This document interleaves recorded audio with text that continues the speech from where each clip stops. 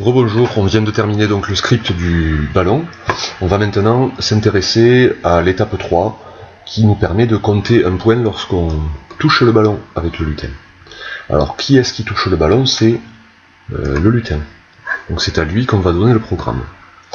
Alors nos petits programmes, on peut les empiler comme ça pour gagner un peu de place, ça ne changera rien du tout, ça continuera de fonctionner. Donc on va créer une variable qu'on appellera score dans les scripts qu'on appelle données. Allez, créer une variable ici, nom de la variable score. Ok. Ici, on voit s'afficher notre variable qui restera à l'écran. On peut la modifier, hein. On peut très bien mettre le score au milieu si on veut. Ça n'a pas trop d'importance. On va s'intéresser maintenant au programme. On a un capteur ici de touche qui est là. Bien évidemment, ce programme, on va le répéter indéfiniment. Et puis on le fait démarrer lorsqu'on clique sur le drapeau vert. Alors, on va répéter indéfiniment si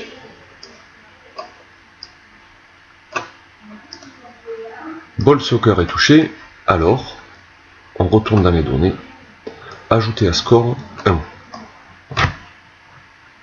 Tout simplement. Le problème, c'est que l'ordinateur, il réfléchit très vite. Et vous allez voir que si je touche ball soccer, je vais gagner énormément de points. Voilà.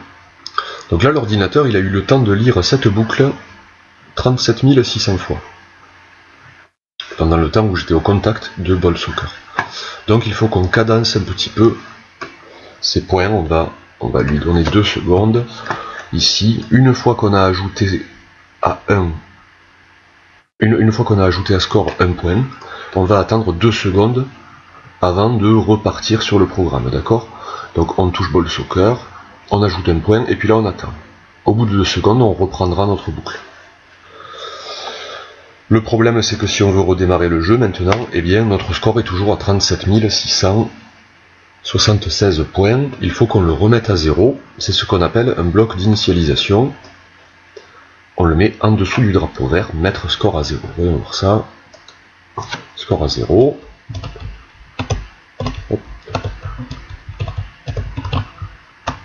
C'est bon, on a marqué qu'un point. Si le ballon reste au contact pendant plus de 2 secondes, il est possible qu'on gagne 2 points.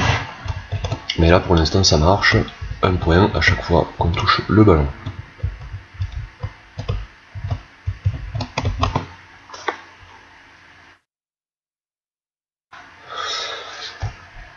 Je vais en profiter maintenant pour fabriquer notre fin de jeu. C'était l'exercice de cette semaine. Alors, la fin du jeu, on va créer une variable qu'on va appeler temps, ici. C'est bien simple, on va mettre comme bloc d'initialisation, mettre temps à 60. On va répéter 60 fois, attendre 1 seconde, et ajouter à temps moins 1.